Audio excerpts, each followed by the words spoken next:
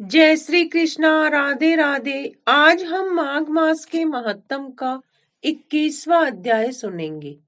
लोमस ऋषि कहने लगे कि पूर्व काल में अवंती देश में वीरसेन नाम का एक राजा था।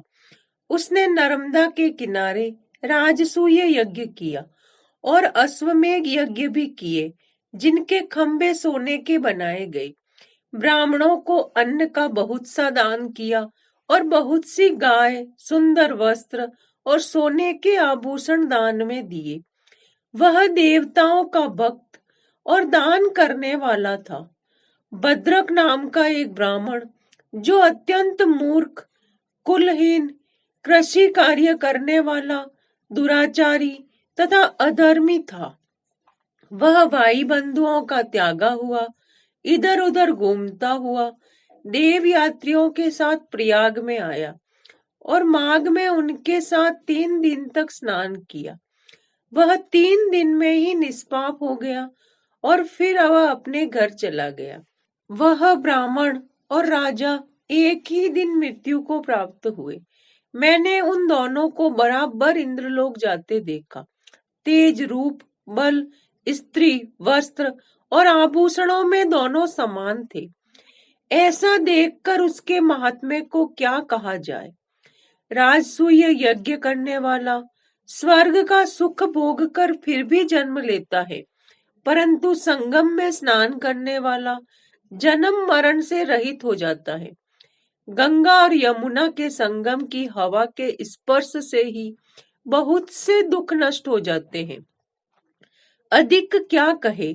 और किसी भी तीर्थ में किए गए पाप माघ मास में प्रयाग में स्नान करने से नष्ट हो जाते हैं। मैं पिशाच मोचन नाम का एक पुराना इतिहास सुनाता हूँ। इस इतिहास को यह कन्याएं और तुम्हारा पुत्र भी सुने, इससे इनकी स्मृति प्राप्त होगी। पुराने समय में देवदूती नाम का एक बड़ा गंभीर और वेदों का पारंगत एक वैष्णव ब्राह्मण था। उसने पिशाच को निर्मुक्त किया था। वेद निधि कहने लगे कि वह कहाँ का रहने वाला, किसका पुत्र, किस पिशाच को उसने निर्मुक्त किया। आप विस्तार पूर्वक ये सब कथा सुनिए। लोमस ऋषि ने कहा, किल्पक्य से निकली हुई सुंदर सरस्वती के किनारे पर उसका स्थान था। जंगल के बीच में पुण्य जल वाली सरस्वती बहती थी। वन में अनेक प्रकार के पशु भी विचरते थे। उस ब्राह्मण के श्राप के भय से पवन भी बहुत सुंदर चलती थी और वन चैत्र रथ के समान था। उस जगह धर्मादेवदूती रहता था। उसके पिता का नाम सुमित्र था और वह लक्ष्मी के वरदान से उत्पन्न हुआ था। वह सदैव आत्मा को स्थिर रखता, गर्मी में अपने नेत्र सूर्य की तरह रखता, वर्षा में खुली जगह पर तपस्या करता, हेमंत ऋतु में सारस्वत सरोवर में बैठता और त्रिकाल संध्या करता। जितेंद्रिय और सत्यवादी भी था। अपने आप गिरे हुए फल और पत्तियों का भोजन करता था। उसका शरीर सूख कर हड्डियां मात्र बन गई थी। इस प्रकार उसको तप करते हुए वहां पर 1000 वर्ष बीत गए। तप के प्रभाव से उसका शरीर अग्नि के समान प्रज्वलित था। विष्णु की प्रसन्नता से ही वह सब कर्म करता था। दधीची ऋषि के वरदान से ही वह श्रेष्ठ वैष्णव हुआ था। एक समय उस ब्राह्मण ने वैशाख महीने की एकादशी को हरि की पूजा कर उनकी सुंदर स्तुति तथा विनती करी।